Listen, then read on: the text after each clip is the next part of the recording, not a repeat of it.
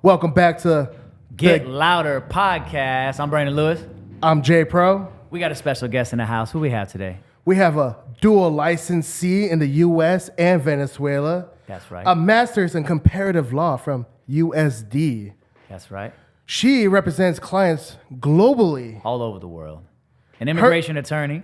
An immigration attorney.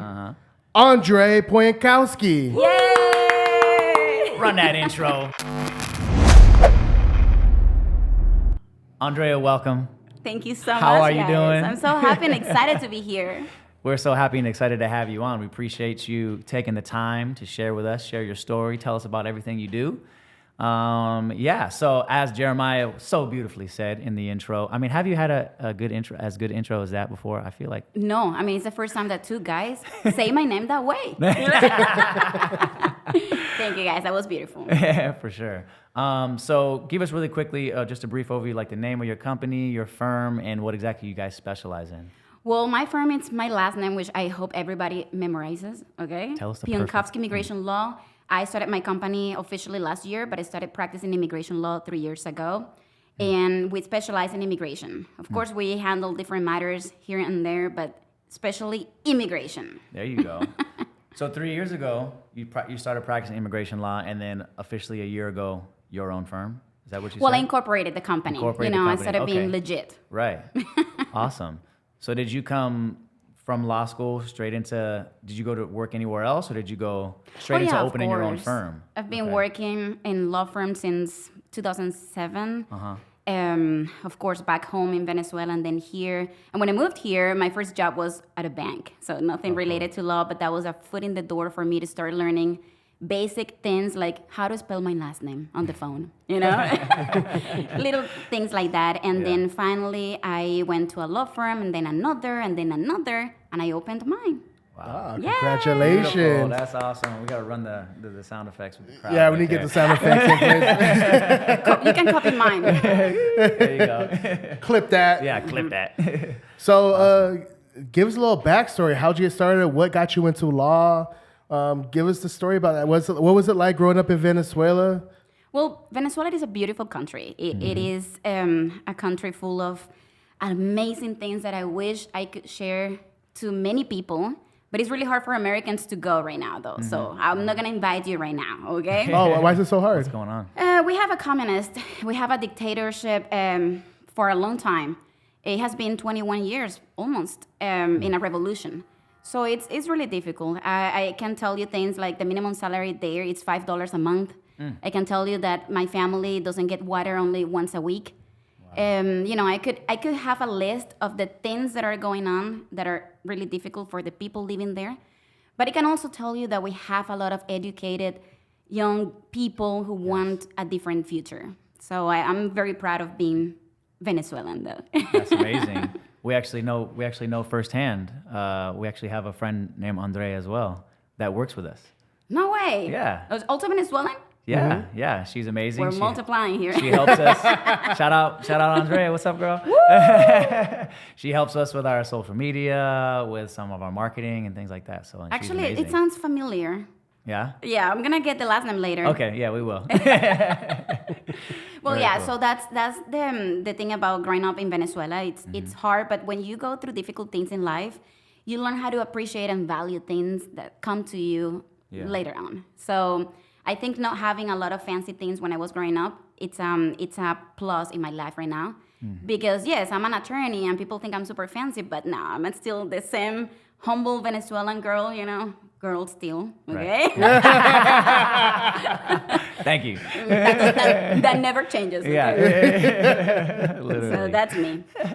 That's awesome. Yeah, I mean, I'm sure you appreciate everything, and especially because you're helping others come from a situation into another situation that's better for them. They're experiencing similar things and coming from a similar place, and now they get to experience the benefits. So. And I guess that's what I chose immigration. Yeah, I mean, at the beginning it wasn't planned. I didn't even want that. I wanted to practice criminal law, like in the movies.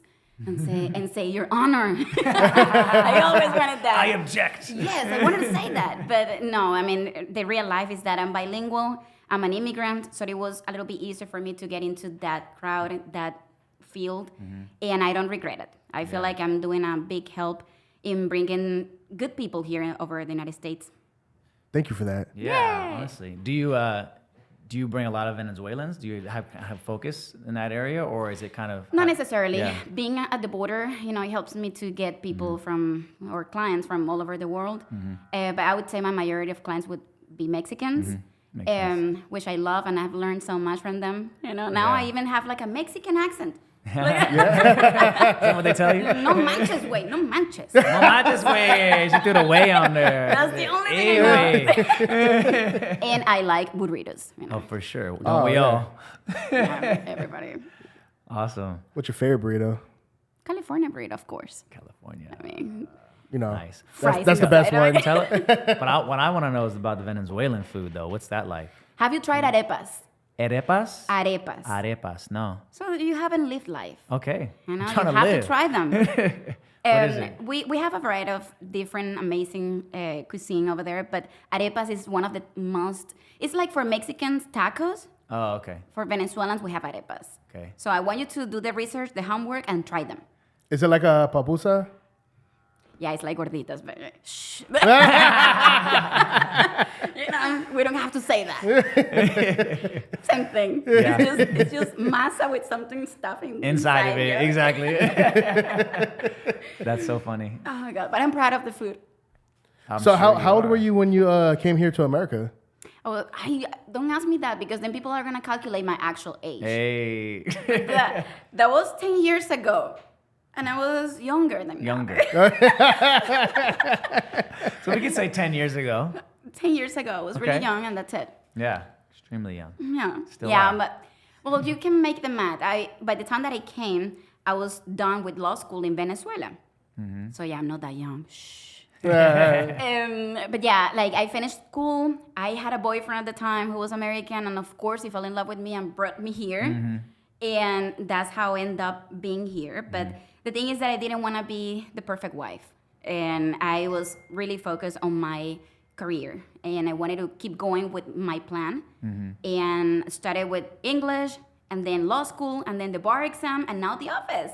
Wow. Yeah. Wait So a I'm minute. always curious about that because you went to law school already in Venezuela. But I know that even in America, when someone goes to a different state, they have to like retake the bar exam, et cetera, and you Yeah. try to study for those specific laws. What was that? Was it easier for you to go through it again, or was it like just learning a whole other? Brandon, do you Deal. see some gray hair somewhere? Is that what it is? I don't see any, but I'm Thank you, assuming thank you. that, I yeah. hide them. But it was a long process. It was a difficult Yeah. process. In general, every attorney, international attorney, have to go to law school here in order to sit for the bar. However, California and New York are different, and they allow you, with a foreign degree, they allow you to take the bar. But there are other requirements and things that you should know before taking the bar in order to pass. So what I did, that was my plan at the time. I only did a master's degree that was shorter and a little bit cheaper than the actual law school, the JD, which is 3 years. Right. And yeah, at the beginning, the plan worked, but it took me 4 years to pass the bar exam. So at the end, one thing compensated the other, Right. And it would be in the same. But my debts are not that high, though. Cool. I That's was good. smart. You were very smart, yeah. There you go. Little cheat code for you guys. There you go. And the California bar is actually the toughest bar in the country. It is, and I think it's because of demand. Everybody wants to move to California, so it's a must. But it used to be harder now before. Now it's a little bit easier, and Why? I'm so upset. Right? They set the bar lower, literally. After I took the bar, after I passed the bar, they lowered the score, which means that I would have passed years ago. And I was like, who is gonna give me those years and that money You're back? better for it. You're better for it. Yeah. I should sue someone. Yeah. Let's think about that later. But it was definitely one of the biggest challenges of my life, for sure, because I had to learn everything from scratch. I had to learn how to write an essay the American way. We don't write like you guys. Right, right. In an exam over there back in Venezuela, they ask you what color is the house. And then you start talking about life, about history, You about guys are the so much universe. more poetic. So much more poetic than we are. You just write down whatever you want, and that works. But Yeah. here you have to have a structure. You have to be under time. You have to learn different techniques in order to pass the test. But I did it at some point. Well, you're like I said, you're definitely better for it. You had a tougher test, so that means you're a better lawyer. Yes, I You knew know? that there was something positive out of it. For sure. So you were recently on the news. I was. I'm famous. You should get my autograph. We will. We shot on ABC. It was ABC News. What'd you guys talk about? His face asking me. It was about immigration, immigration law. What specifically? Here's the thing. This week, there was an announcement from Homeland Security about TPS. TPS is basically a temporary protection status that the government is going to give to Venezuelans who were here physically present in the U.S. before July 31st. So, of course, the news are a little bit controversial because, yes, we all have family members. We all have friends who are going to benefit from this. And I do have clients who are going to benefit from this. But on the other side, I believe that the program is also benefiting some people who don't deserve this. And it creates this discrimination topic because you have people from all over the world waiting in line for years to come here legally. So, it's something that I believe that should be taken into account, because it's very delicate. I don't know if you guys know this, but for family petitions, let's say that you want to petition your sister who is in Mexico. A petition for a sibling for Mexicans is taking 25 years. 25 years. So what's the encouragement of, doing things legally? Right. If, it's going to take you 25 years. So what people think is, okay, well, hell, I'm just going to come here, cross illegally, and at some point, I might have a TPS or a parole or something. Right. That's crazy. I know. I never thought of it that way, and obviously, most people probably don't know that it takes 25 years. Exactly. But it's like, I look at things like there's always, whether it's right or wrong or whatever, there's always a reason why things are happening, right? And so if there's a lot more illegal, immigration, there's one of the reasons why. Oh, they want to do it legally, and it's like, oh yeah, you gotta wait 25 years, and you're like, wow, that's like. Yeah, and some people do it because some people wait in line. Right.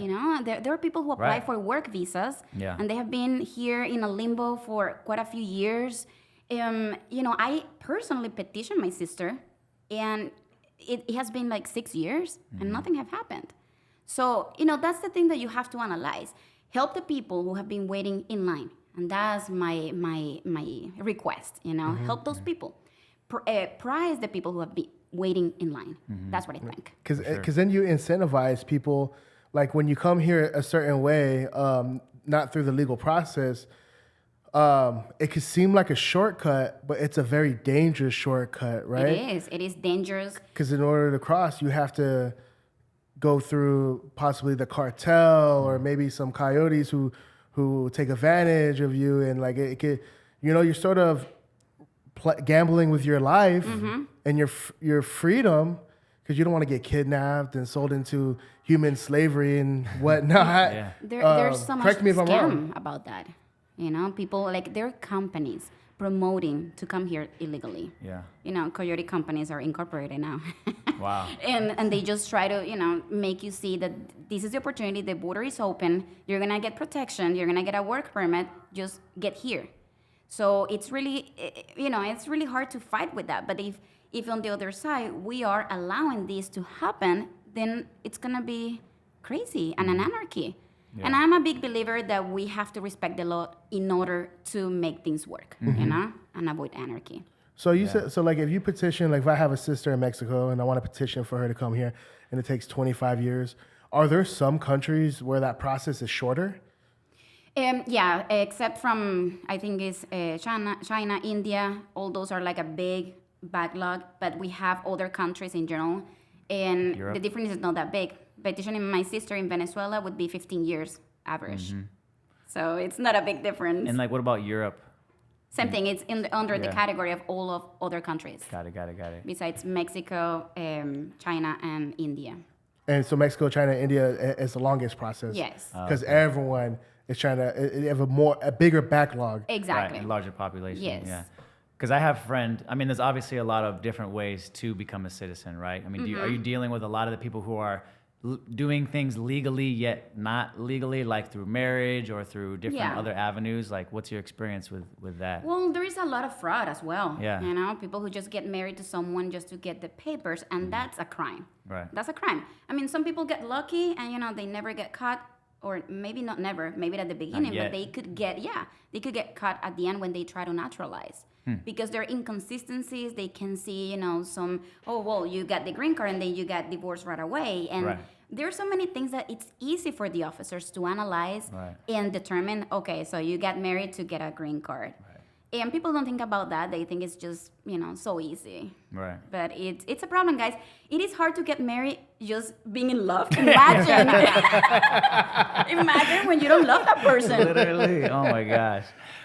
So tell us, let's go on to the super positive side of things. You recently posted somebody that just got their citizenship. Can you tell us a little bit about her and that process and how long it was and everything? Well, recently I've had someone who got the citizenship and someone who got green cards. It's just amazing, you know, to see, because when they came, actually the person who got the green card came to me when she was desperate and lost. You know, she was like, okay, well, my neighbor, who is not a lawyer, told me that she knew how to do this, because people think that immigration is only to fill out forms, you know? So, folks, I didn't go to school to just fill out forms. Every question in those forms, it's a legal matter. It's a legal aspect. So when you go to these offices, they're called consultants, paralegals, notarios, you know, they have different names, but they're not attorneys. And they don't explain that to people. So she was one of those victims. She went there, she had this, you know, paperwork filled out, but this person didn't have the license, the qualifications, the education, the experience to give any legal advice. So, you know, when you tell someone, oh, you just have to fill out this form, and this is the way that you're gonna do it, you're given legal advice. And that's what happened with this woman. So she didn't qualify at the time for the process that she filed. Right. So she got a denial, and she only had 33 days to leave the country. So when she came to me, she was crying, desperate. I was like, okay, I have to leave the country, right? I'm like, okay, well, no yet. That was the answer. Start the suspenseful music Yes. now. Because we had some time before the case arrives to court. So I was like, okay, well, here's the strategy. And that's one of the things that I am more passionate about, is to strategize my cases. Okay, Yeah. so here's the problem. It's like a puzzle. How do I solve this puzzle? Right. So that's what I did. I strategized the case. Everything worked out. It took a couple of years because immigration is very slow. Yeah. But finally, the moment came, and she got the green card. I got to give her the green card yesterday. Wow. And you know, it's such a excitement. It's a feeling that I cannot even describe. And she didn't have to leave. No. So what was the time frame from the day she came to you to when she got to yesterday, I guess? How long? Oh, the entire case took about 2 years. Okay. So it was a long process. So you're saying, so like, what kind of visa was she here on? She was not on visa, but basically, I mean, I cannot disclose too much. Yeah. But what I can tell you is that she had a son who was a citizen.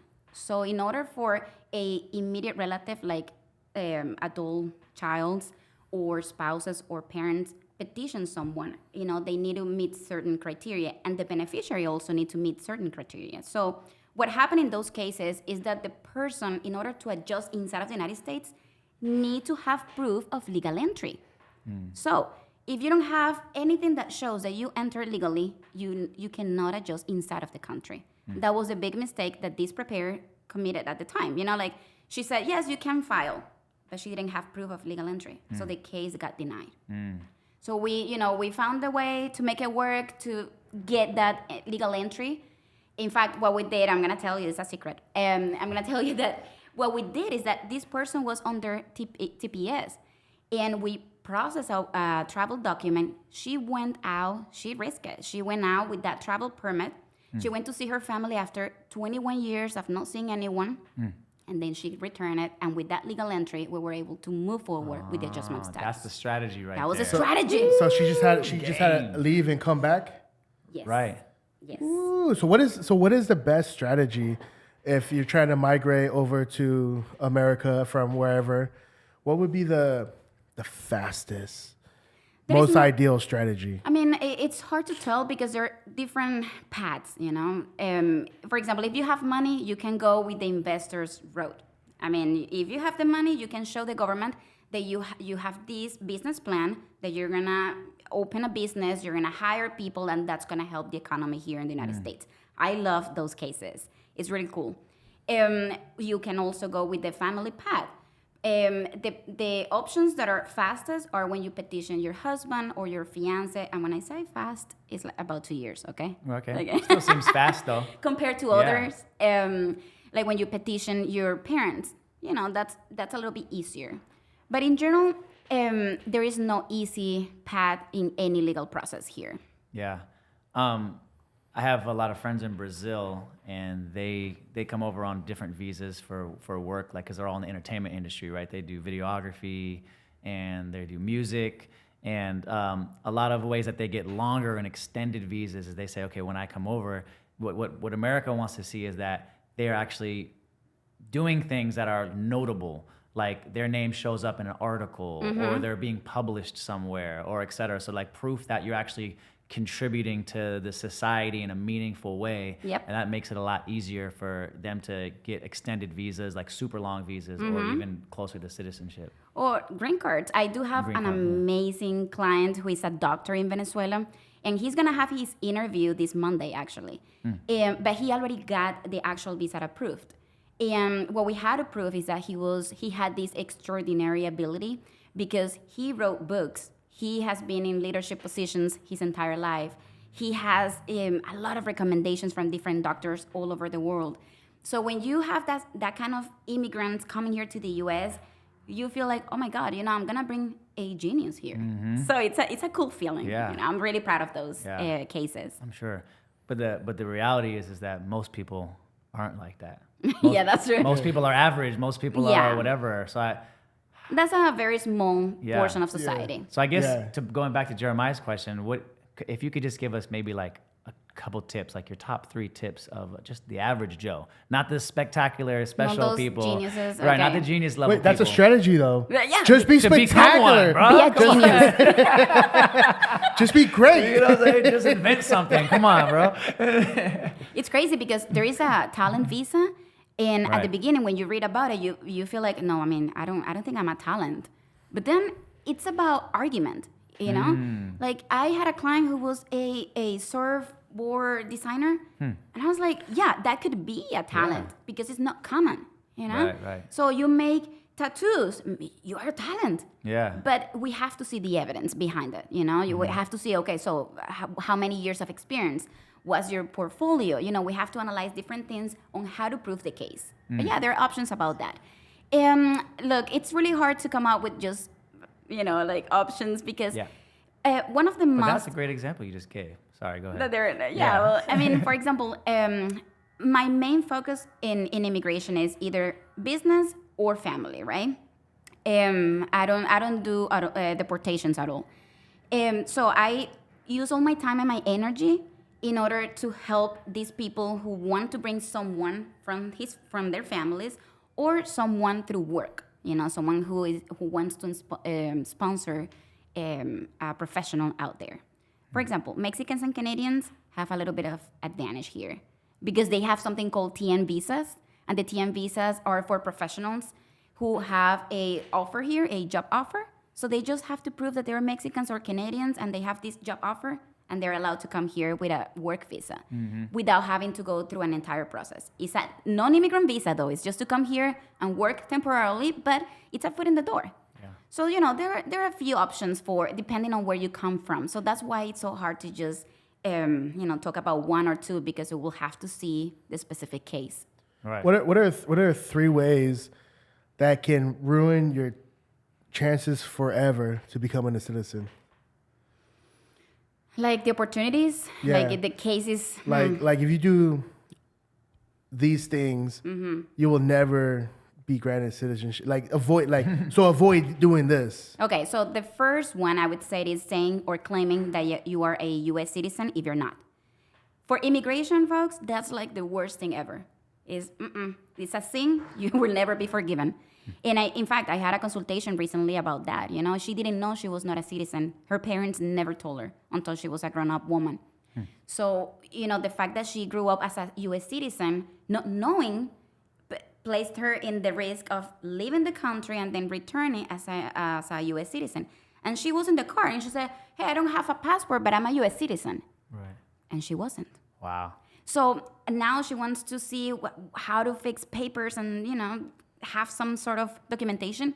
There is no way, because everything in her paperwork, public documents show that she has been saying that she's a U.S. citizen. So there is no way we can help her. Wow. Really? That's amazing, because she grew up here. She went to school here and everything. Yep. And I thought that's what... But she wasn't born here. No. Oh, she wasn't born here. She wasn't born here. Yeah. She has a foreign birth So she certificate. came when she was young, like really young. Yeah, so her that's parents all she brought her remembered. here. How did she get like past like the social security number? That's the thing. Before 9/11, things were so easy to Yeah. get. She had a social security that she got when she was a minor before 9/11. So, you know, after 9/11, the government increased all these security aspects, including social securities and immigration. It was her social security number too? Yeah, she has a social. That's so crazy. But you know, the thing is that when she wants to claim, at some point, whenever she wants to claim the social security benefits, she's not going to be allowed to, because she doesn't have any proof that she's a U.S. citizen. So pretty much she can, so now she can, has no chance of becoming an actual citizen, but she can still stay in the country, right? I mean, nobody knows, and she came to me seeking options, and I Right. was like, don't do anything. You know, Literally. literally, don't do anything. There is no way I can help you. Yeah. You know, and at the moment that she tries to move any petition, the government is going to do a background check, and it's very easy for the government to find out that you lied your entire life about citizenship. So it would send a red flag, and it'll flag Exactly. her. So basically, it's like, okay, well, just don't leave the country and just enjoy America while you can. At least we got Hawaii, I guess. But it's like, or it's like leave the country and then you're going to have to figure it out at that point, or just never come back. I mean, that's crazy. Well, the thing is, you know, you have to tell your kids what's the actual reality of their lives. Yeah. You know, if they're not citizens, tell them, because they need to understand. What if she gets married? And that's the thing, she's married to a U.S. citizen. But And that still there doesn't is grant- no way to make that claim work. You know, for immigration, saying that you're a citizen when you're not, it's like, okay, well, no. Unless there was no intention. But she is a grown-up woman, knowing the truth. What if she left America, went to another country, changed her name? You're just trying to... You could work with me to strategize. Hey, honestly though, once like you've done this for a few years, there might be some good movie scripts we could write out of all these situations. I should have a reality show. Right? Sometimes I'm like, should. I had another client, I'm sorry if I'm talking too much, but I had another client come into my office telling me that he had over 30 traffic tickets. Traffic, like speeding tickets. Wow. I don't want to know, how many do you have? I don't have any. Yeah, so, you know, like and he's a resident, he's not a citizen. Mm-hmm. So you are under the risk of, you know, losing a lot if you keep behaving or misbehaving, you know? Yeah. Yeah. So it's all kind of Because it's sort of like adventures. you're like a guest, and you're like breaking the rules. Right.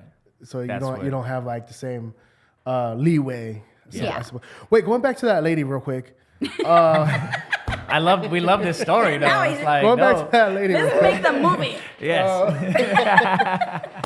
Let's say because we have a lot of the bulk of our clients are attorneys, right? Criminal law, all kinds of stuff. If let's say she unfortunately got arrested for whatever reason, you know, things happen. Would they deport her? They could.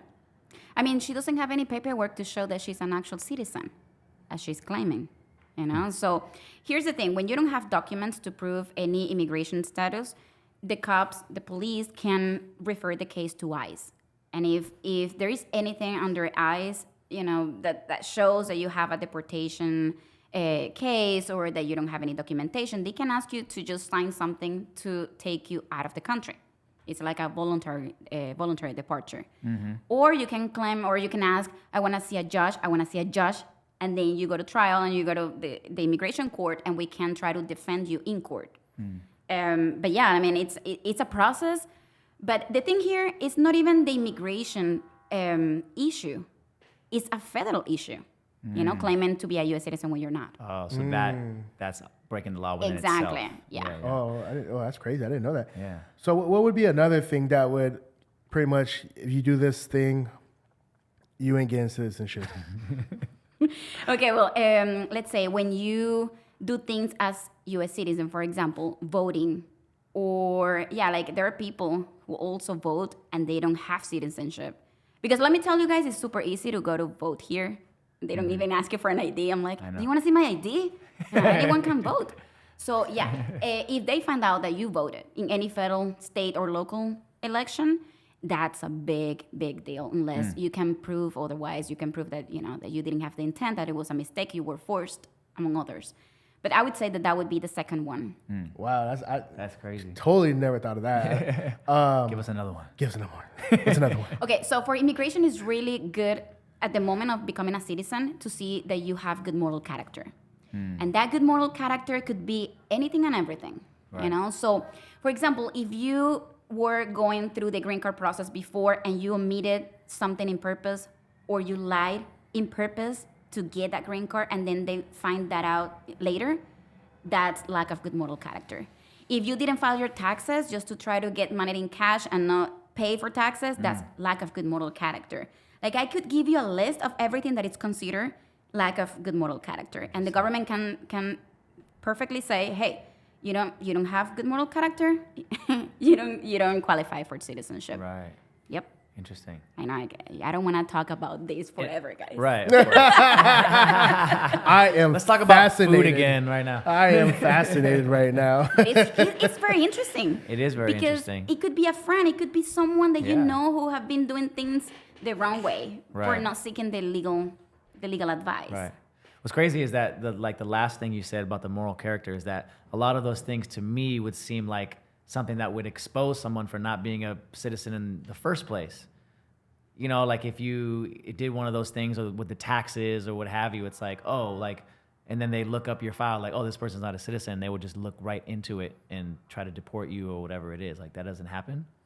Well, it depends. It depends Yeah. on the officer who finds out. Yeah. Some officers are very serious. I mean, they take their job seriously. Yeah. And some don't. It's crazy because they pick things that you're like, really? Is that what they were paying attention to? Right. It's because they're really like paying attention to the case Yeah. and working and doing the job, Yeah. and that's their job. Right. But other officers just overlook certain things. We're human beings. Probably they didn't have enough coffee in the morning, so they, they don't realize, oh, this happened in the past. So, but it's a big risk. So my advice is just to try to do things the best way that we can. For sure. Hold on. Last one. I'm going back to that lady real quick. Last one. Last one. Can she not claim asylum? From what? Be like, I can't go back home. They're gonna kill me. She's like, you've been here since you were 2. What do you mean? Exactly. But someone on Instagram threatened my life, and they said they were from the cartel. Asylum is just for people who claim that they're being prosecuted for their political opinion, for their nationality, for their participation in a group. There are specifics that you have to have and that you have to prove in order to qualify for an asylum case. Like, we're fleeing from this situation. Exactly. You're trying to seek protection because you're afraid of the situation in your country. So that's how it works. Got you. So that wouldn't be a good thing that you're not her attorney. Nah, girl, just claim asylum. You know, it's fun. Funny enough, what sort of messed up is I knew this girl. She started dating this guy who she found out that he was here illegally, right? And she was in love, and she wanted to get him, And help him, yeah. help him out, and. She had some friends who worked for ICE or the Border Patrol or whatever. So she was talking to, and she also wanted to make sure this guy wasn't a psychopath. You know what I mean? Yeah. They exist. So she asked her friend who worked for the Border Patrol, hey, can you look up this guy? I want to try to get him citizenship. We'll marry him or whatever it is. So the guy, her friend, typed on his computer, looked him up. and I know, it's and so and it red flagged him. Everywhere. Yeah, pretty much like so. He had broken the laws and stuff. He was sort of wanted. He was sort of wanted. There was a warrant. But because it was so old, they weren't worried about him because like they weren't worried about him. He was like on the bottom of the barrel. The cases stacked on like above him, other priorities. But when he looked them up, it red flagged him, and then he got arrested the next week. Wow. Yeah, because he come up. In the system again. Yeah. And then he went to the federal prison here. Just the act of typing in his name sent a red flag. They found him. They arrested him the next week or that week. So she got him arrested from his place of work. Arrested him. He went to federal prison here in downtown San Diego, and then got deported. Wow. And that's why in certain cases, I cannot advise someone to do anything, no matter if you're married to a U.S. citizen, no matter if you're married to the president, it doesn't matter. You know, the moment that you start a petition, somehow, even an inquiry, just requesting your background check, it's gonna make the system to populate your name. Right. And if I know that you have a high risk profile, I would be like, you know what, just keep living life. You know, I don't want to be the responsible for your deportation. All right. Mm-mm.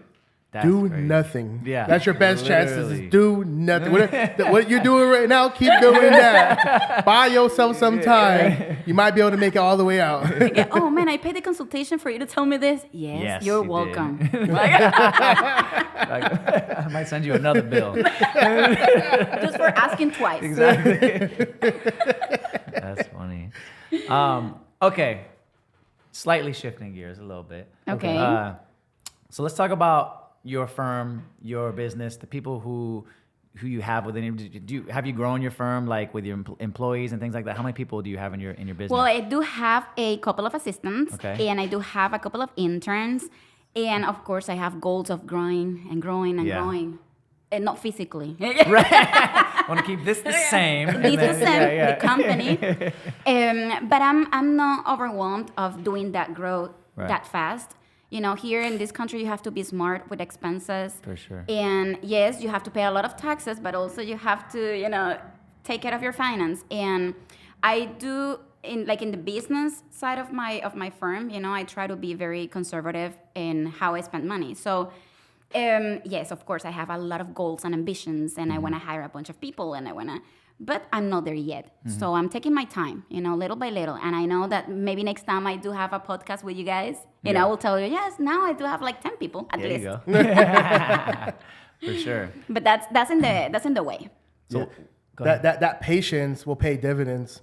A lot of people want to grow fast, and we live in luckily I was telling Brandon this. What makes America so great is we have the credit system. Mm-hmm. A lot of countries, the people can never get ahead because they don't have credit system. Exactly. So for us, we're lucky. Okay, I want to grow this business. I know it's going to make money. Boom, put it on the credit card, get everything we need, start making money, pay the debt back, right? And the beautiful thing is America wants you to be entrepreneurial because we have a free market. So they have something called bankruptcy. So if you fail, you get to start over. So that's a beautiful thing. But here's the thing, you also don't want to be too ambitious. Like we sort of had that problem where we grew a little bit too fast at one point, and we didn't have the infrastructure to handle to support it. And it was very stressful. And then we were like, okay, let's take it a little bit slower and slowly build it out, have a strong base. We're building our house on a strong foundation and not on sand. And I like that comment about the credit because, and that's what I tell people, I didn't come here being a millionaire. I don't have parents. I didn't have my husband, that I mentioned at the beginning, that's also in the past. You know, like I saw myself alone in this country, and the system gives you options and opportunities. You just gotta be smart. Like I see a lot of immigrants just getting credit cards like crazy and spending money and, you know, getting a credit card in different store. And they're like, oh my God, the credit is so cool. Yeah, but you gotta be smart about it. You know? Owe that. Exactly. But in when you're smart about that, you can grow. I went to school because I got loans. And yes, I had to pay them off, you know, and it sucks. But it's one of those things. I got the same opportunity as any other person around here. And that's something that you don't have in any other country. So I love this country. Like if you cut my arm, you'll see the stars. Like, Red, white, and blue. I always talk about it like America's the land of opportunity. It's not guaranteed opportunity, but at least we have the opportunity, and you're able to at least play the game. America is one of the very few countries, if not really one of the only countries, where you could be born in poverty, which first world poverty, and become a millionaire. In other countries, you're born poor, you're always going to be poor. Yeah. In America, you can be poor and make it. Now, you might only have a 5% chance of making it, but at least you have a chance. Yeah. And it's other also your countries, you don't mind. have It's that. also your drive. It's also what you do every day. You know, my favorite book is The Compound Effect. I don't know if you guys have heard about it, but it's so true. It's just the little things that you do daily. You know, it's every little sacrifice, every decision, every person that you have around you. You know, all those things matter. And I try to encourage the people who come here, because my clients usually are people who are new in the system, you know, and I tell them, hey, I didn't make it alone. You know, I gotta build that network of people. Right. I had to brand my name. I had to show people what I'm capable of. So, and it's the same thing for Americans who are just in the comfort zone because they're born and raised here, and they feel like they don't have to get to know new people. No, you have to be in the run, in the move, looking to meet and connect and learn from others, you know, and that's my positive side of it. And that's why you have something named the immigrant mindset. You get a lot of people who immigrate to America, and they see all the possibilities. They're like, wow, you have all these possibilities here that we didn't have, and they take advantage of it. And they work hard, and they grow, and they're able to start a successful business, and they have community, and they're able to really become successful, right? Versus a lot of people, when they're born here with all these privileges, they take it for granted. Yeah. They don't see the opportunities in front of them because they have nothing to compare it to. So that's why you have a lot of people who are like, Americans are lazy, you know? And it's because they're born into it. They weren't pushed. Versus you have a lot of people who started from down here, you know, who came from over here, and they're like, you don't see all the opportunities? Yeah. You could, you're okay with being the way you are? Or you only speak one language, that's it? You only speak one language? Like, you have no room? Like, you don't want to grow? Like, you're using your credit cards to buy things? I'm using it to buy tools? All right.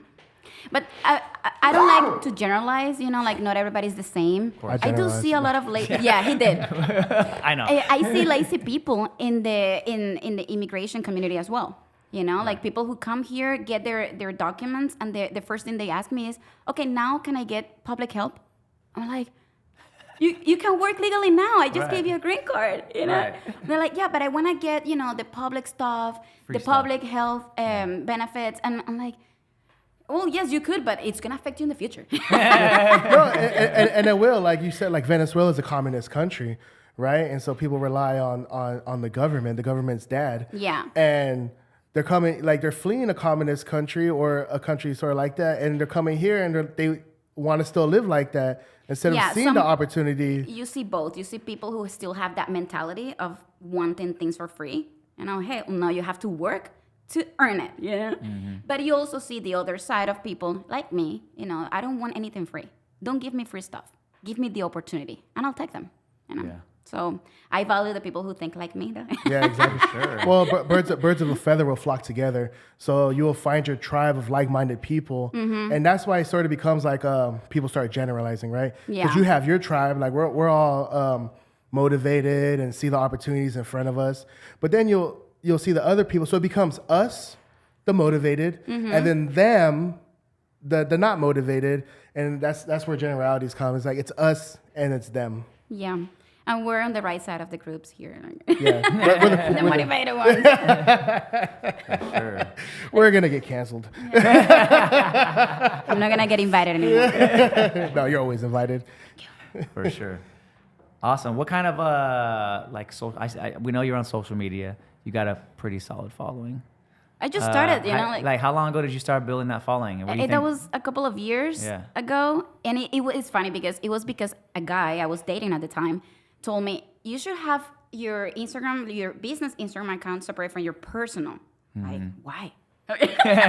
Why? Because I want to show who I am, Right. you know? We talk about that a lot. So it's like, why do I have to just show the portrait of this attorney, you know, excuse me, let me talk to you like this. Ew. No. And then they come to my office and I'm like, hello, welcome. Yeah. No, I like being myself. Yeah. But even though I just started a brand new account a couple of years ago, it worked. The plan worked. And but now I just include my personal life a little bit in there, my personality, my team, the things that are going on during my day, you know. Because I learned that people don't follow brands. No. People don't follow companies. People follow people. Right. So that's me. And in fact, I get a lot of clients just because they say, is that you are so cool. Yeah. I Because you're know, showing your guys. coolness, you know? I'm cool. But I'm just being myself. I'm Yeah. not pretending to be someone. I believe that the professionalism goes in other aspects. You know, I show professionalism with my strategy, with the way that I look at your case, the way that I treat you, but not on the way of just showing a serious picture of me like this. Yeah. Right. I mean, if you're showing yourself, your personality, who you really are, and then you're showing results. Exactly. And you're showing that you're helping people. You don't have to be professional when you say, hey, guess what? We just won this case. We just got this person in a green card. We just got this. Like, that's professionalism Exactly. They in can itself. see both. Yeah. They can see, oh, look, they're celebrating this, they are doing that. Oh, today the attorney just got out of, yesterday I was going to the gym. 2 days ago I was going to the gym, and I see that the TPS announcement come up, and I was like, oh man, I'm dressed like this, you know, like I cannot make a video like this. But then I was like, everybody was posting, all my attorney's friends were posting videos. I'm like, I cannot get behind. Right. So I made a video of me on the car naturally, you know, like, hey folks, I'm ready to Zumba, but you know, just let me tell you the announcement. Yeah. And I try to use the social media in a way that doesn't stress me. I enjoy it. You know, it's Absolutely. actually my hobby, you know? Yeah. People ask me, do you handle someone, do you have someone handling your social media? I'm like, no, because I think it's so personal that I like showing who I am, the way that I am, whenever I can, without stress. Yeah. And that's probably why it's not stressful for you, because you're just being yourself. Exactly. If you're trying to be something else, that's when it becomes stressful. You got to think, oh, what do I got to do? Because it's not as real. But the realness is it's easy to just be yourself. Exactly. But people are scared to be And themselves. you manage your time in a way that, I mean, you are around the social media. Not the social media is controlling you. Right, you know, right. It's just, if I have something to share, I share it. If I don't have anything to share, I don't share anything. And the people are gonna still be there. You Right. know. So Do you get clients? Do you find that you get clients through your social media? A I lot, do. or- I do. okay. It's my main source of Main clientele. source? Nice. I know. So But just of course, so DM you? I have to invest a little bit in advertisement because, you know, some of your friends are not going to like your post. Yeah, of course. Of course. Well, my philosophy is create so much content to where your friends unfollow you, and the people who want to do business with you follow you. Exactly. Those Yeah. are the ones we need. Yeah, Yeah. exactly. Because your friends, they just want to see that you're having a good time, and your true friends will never unfollow you. Right. You know, Yeah. just the 100. people that don't really matter, they'll unfollow you. And the people who really you're really being of value to them. You're giving them the information that they need. You know, you're their source of information. They're not gonna go Google this stuff. They just want to go on Andrea's page and get the information straight from her. Yeah. Right? They're gonna follow you. That's how you're gonna boost it up. That's how you're gonna build trust. Plus, you got the case studies. Plus, you're showing your personality. People like doing business with who they like and who's qualified. And you have the You have the best of both worlds. Like when your ex-husband or your boyfriend, I can't remember. So many. Okay, which one were you talking about? One of them. When he told you, "Oh, have a personal and a professional," Yeah. like we always advise against that, because at the end of the day, people want to know there's a living, breathing human being Yeah. behind the business. They want to know that you're relatable, that you're real, that you can really sit down with them and be like, "Hey, I suggest you do nothing. I'm gonna be real with you. You gotten this far. Don't came mess to it me. up." You came to me and I'm going to tell you this. Yeah. Exactly. Don't do anything. But it's true. And now I have to manage 2 accounts because of that mistake, you know? Yeah. And I remember one of the critics I got when I started branding my firm and all that, you shouldn't have a bathing suit picture in your profile, or you shouldn't have these kind of pictures in your profile. I'm like, I mean, I'm not that old, you know? Like, I still get it, though. Like, and I had an internal debate in my brain because I was like, oh, no, I got to be professional. So, okay, no, just pictures like this. But no, okay, well, let me do this. It's hard because Yeah. I don't support accounts. I mean, I just disagree with society when they support someone just because they're showing the body or like vanity. Right. But if you see my profile, I just have a little bit of everything. I post pictures with my friends. If I had an interview with you guys, we're gonna post a picture with us. Yeah. You know, like the important moments of my life, the important moments of my firm, the important moments in general that can show who I am. So I don't think there is anything wrong with posting a picture at the beach if you're at the beach. You know, that's the thing. The society makes you or criticizes you because today you had coffee like in a sexy way. Like, one day I had a critic like that, like, hey, why are you talking like that? Because this is the way I talk. Right. Sorry you like it. Like, are you exaggerating the accent like Sofia Vergara? No, this is actually my accent, guys. Yeah. I wish I didn't have one, but it's there. Right. So it's a matter of just knowing the difference of what you're gonna post, of course, because I'm not gonna post a picture of me at the beach saying, okay, let's talk about naturalizations. Right. No, it doesn't make any sense. But if I'm showing vacation time, it's okay. Right. If you're showing, that you're with family, it's okay. Mm-hmm. Yeah. So be yourself and know your limits on when you're posting. And I think it's pretty easy for us smart folk here to know the difference between posting a picture at the beach and posting 4 booty pictures. Exactly. Yeah. You know, like with a swipe to the right and it's a new angle of the booty every single time. It's like, we understand that that's for the wrong reasons. That's the thirst trap, that's you were trying to attract, and then The this, rumpy, and this The side thirst. this side is just a reflection of what I'm doing. I'm showing myself. I'm not, I understand what's appropriate, what's not appropriate. And funny enough, is that you argue whether it's professional or not. I have heard a lot of stories of people getting their attorneys because they're beautiful and they're sexy. I swear. Of course. Yeah. I'm gonna monetize. Why not? Like Shakira. People like doing business Right. with sexy people, and that's just the reality Yeah. of it. But you can show your beauty and your sexiness without being inappropriate. Yeah. You know what I'm Exactly. saying? So It's applying the correct amount of pressure. Right. Applying the correct amount, tastefully. Yeah. Tastefully, Right? yeah. And it has to, like you said, it has to make sense. You're at the beach, you're with family, you're on vacation. You're not gonna be in a suit in the water with your legs. I'm still on vacation, but I'm here representing you. Yes, exactly. That's just fake, Yeah. But everything has a place and everything has a time. Right. So Absolutely. it's okay to be you. That's my point. But yeah, don't be one of those because I used to follow the girl. I'm not gonna mention names, but she's a financial advisor, and she was like Who is posting pictures of just all this beautiful girl, by the way, but all this, and it's just.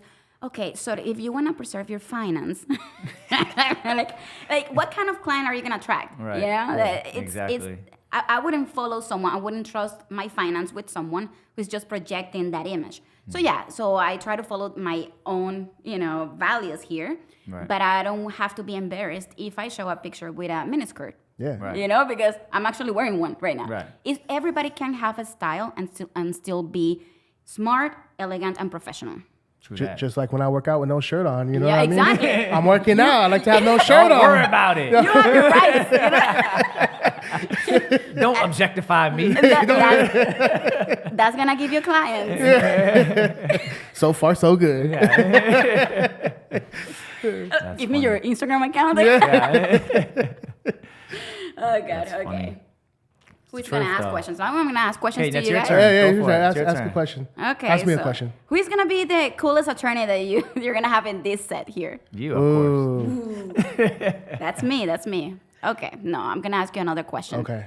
Did you learn something about immigration today? A lot. Absolutely. Yeah, a lot. Like, don't do anything. Don't do anything. That was the biggest thing. Well, Keep your for mouth what, closed. I didn't know, and I was fascinated. I didn't know that lying about being a citizen was a federal offense. Voting, the voting one actually makes a lot of sense. Yeah. Voting without being a citizen is a federal offense. There was a third one, but He forgot. I forgot it. I don't even remember the third one. Right. We don't have to listen to the podcast. Yeah, to we'll remember. run it back when we chop up the clip. You know what I'm saying? Clip it up. Yeah. Good thing that we don't have alcohol here in this podcast. Yeah, Drink well, champs. that's gonna be our after hour show. Yeah, exactly. okay, The okay. late night when it's dark outside. Yeah. Okay. That's on our other channel. And what's the name of the podcast? The podcast when you drink. You don't record anything when you're drinking? This is the get louder. So this that is the one get might louder, be the get so- loose. Get looser. Well, I wanted to. We do these podcasts during the day. Yeah. I did want to have some drinks because it loosens people up. Yeah. You're a natural. You don't got to drink too. I'm a natural. Yeah. I used to be a broadcaster back in Venezuela. Really? I had my own show for 3 years, but that was the traditional podcast style, like Yeah. traditional radio station Yeah. Right. where you have an operator there looking at you. Right. Look, with effects. Soon we'll have one. It was a great experience. I got to interview a lot of bands, musicians, talent. Oh, cool. I think the show gave me a lot of creativity. Mm-hmm. I mean, to be spontaneous, Right. And that's the best way to deliver information Yeah. when you are yourself and you're spontaneous. And I Yeah, love this. So absolutely. be careful because I might get your job here. Well, we talk about it too. Is like in the podcast, it's easy to like, okay, obviously you want to prepare and get to know the person, but then you also want to be able to flow naturally and being genuinely interested in who you're talking to and what they're talking about. Just makes it so easy to keep a natural conversation going. Because if I'm just worried about the questions I'm going to ask, it makes it hard and rigid to pay attention. I do the same thing with my clients when they have interviews with immigration officers. Yeah. They want to see a script. They want to see like specific questions. I'm like, I'm not going to give you that. No. Yeah. If you have a real relationship, for example, you don't need a script. You know, the officer asks you what side of the bed do you sleep at, you will know the answer. Right. Like, Checking your hand notes. excuse me, let me check my attorney's face. No. But it's the same thing with communications, and that's what I do with my social media as well. I try to be spontaneous and I try to be myself. Yeah. So I keep doing a good job. Yeah. What are some of your plans for the future? Like, what are some of your biggest goals? Maybe your big dream goals. Like in silence. Look, I just wanna make my firm so solid that I don't have to worry about bringing clients over. Like I wanna get to that point where clients know my name and they come to my office, know my name without me having to sell myself. Right. I think that's one of the things that I expect at some point. It's not truly a big dream because I know it's just a process. And I like to be consistent in my goals, so I'm getting there. But when that moment comes, I will know, okay, well, maybe I'm ready to hire more attorneys and grow and open offices in other states. Because the cool thing about immigration is that it's federal law, so I can practice everywhere. nationwide. Yeah, so it's really cool. It's imagine me with many offices. Oh no, I'm in my office in Miami right now. Right. Well, like, this is where I am mostly. we're actually gonna open an office in Miami. Miami. Yeah, that's one of our goals. Yeah. Yeah. Congratulations, Yeah, guys. thank you. Well, you can invite me there too. Okay? Oh yeah, for sure. Yeah. Absolutely. So let's do this. What type of advice would you give maybe an upcoming attorney who maybe might be interested in immigration law, or maybe somebody who, like an immigrant like yourself, who wants to become an attorney? What kind of advice would you give the up-and-comer and one who wants to open up their own firm? Ooh. Well, I would say don't do anything to please people around you. Some people go to law school and pass the bar and get a lawyer's job just because they want to show something to someone. And that's the wrong way. That's the wrong reason to do it, because then you just get overwhelmed, burned down, and you don't enjoy what you do. So, being a lawyer is kind of, it places you in a level of, okay, well, in society, I'm an attorney, and it sounds really cool. Yeah, but if you're not enjoying the title, why are you going to do it? So I think that's the first step I would advise to everyone who is in law school and wants to get there, Just make sure that the reason why you're doing this is because you want to. And then after you're confident that this is the future that you want, just keep committed. Commitment is an important key here. I'm a committed person to relationships, to my work, to my goals. And you have to do the same thing, because there is going to be moments that are going to be difficult. And you're going to be like, oh, should I just keep trying? I had those same questions. Should I keep trying? Imagine me trying to pass the bar for 4 years. Wow. It's overwhelming. You get tired. But my why was so important, so solid in my mind, that I was like, okay, well, yes, I'm tired. I'm going to rest today. Tomorrow will be another day, and I'll keep going. So if you don't have that commitment, you might lose it. You're gonna drop it and you're gonna be like, okay, it's not worth it. I know people who did it. I mean, I know people who just took the bar once, they didn't pass, and they didn't try it again.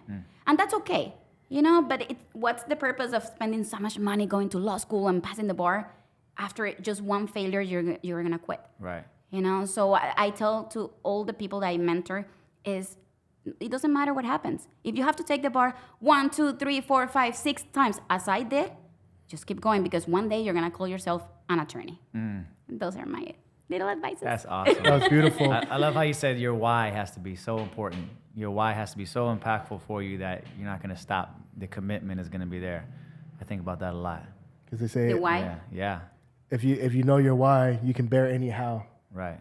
Yeah, and that's the gas that you need to move that motor, because the car is gonna stop many times. I mean, I'm telling you, I got so frustrated many times that I was like, maybe this is a sign from heaven, or from someone, maybe this is not for me.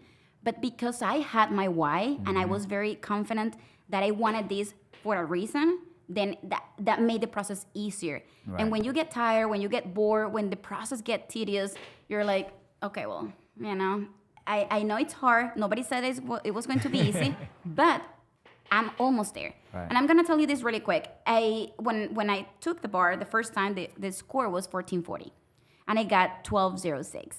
So imagine, I was like 200 points off, but I was happy. I was like, oh man, but, I felt, but I wasn't that bad. Right. Just 200 points. You're like, I'm closer. I felt with dignity. Right. And there you go. it's just the way that you see perspective. Right. So I kept taking the bar and increasing the score little by little, like very slow. Yeah. But by default, I was like, but I'm not getting back. Getting better. I'm moving forward. And there was a point where I was just 10 points away from the minimum score to pass. And I was like, okay, well, yeah, it's frustrating. It's For sure. terrible. I don't even want to remember those times. But when you see progress, even if it is small progress, that gives you the sign that, okay, don't give up. Keep going. Man, what'd you say?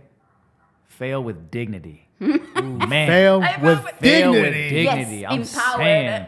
And Fail with dignity. and that's the crazy thing about failing, is because most people associate it with having no dignity, with feeling embarrassed, with feeling like a failure, but a lot of entrepreneurs talk about you fail fast, you learn from it. Every failure is a step closer to the success.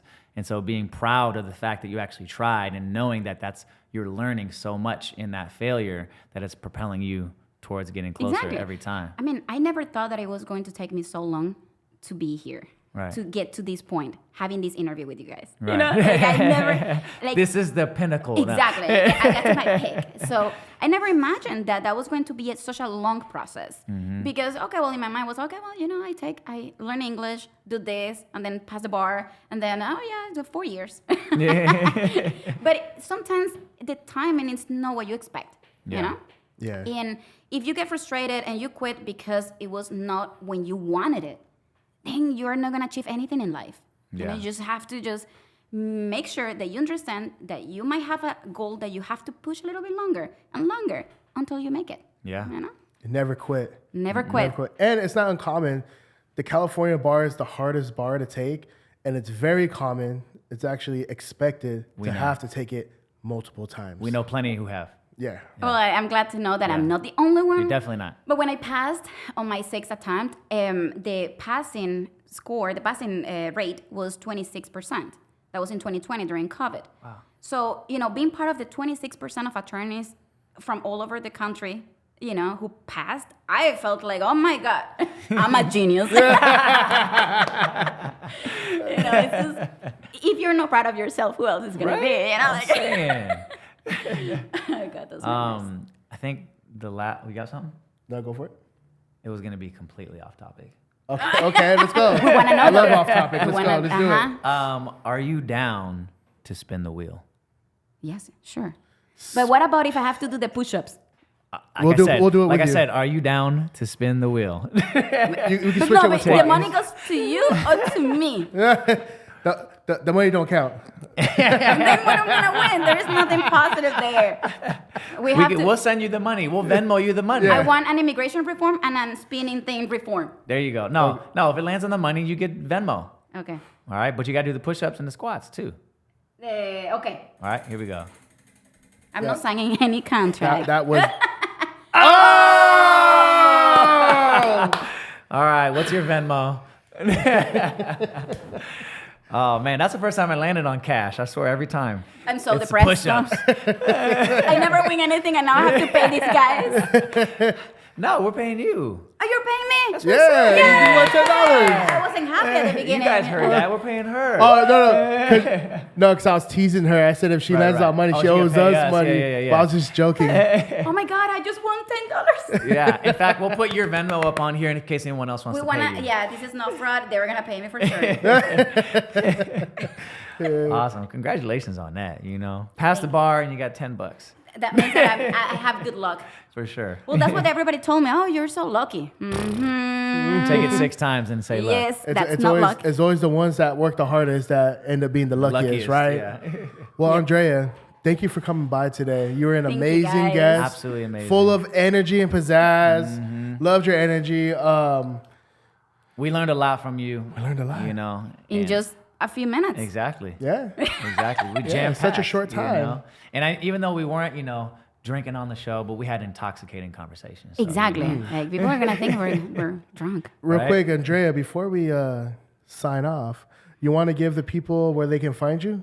Of course, my Instagram, it's gonna be let me give you the business one. Piontkovski Law, guys. I'm sure you're gonna edit my name there, right? Piontkovski Law. And give them the other one too. A. Piontkovski. Yes, you can call my office and book appointments, 858-333-7336. There we go. And that's where you can find me, book appointments, consultations.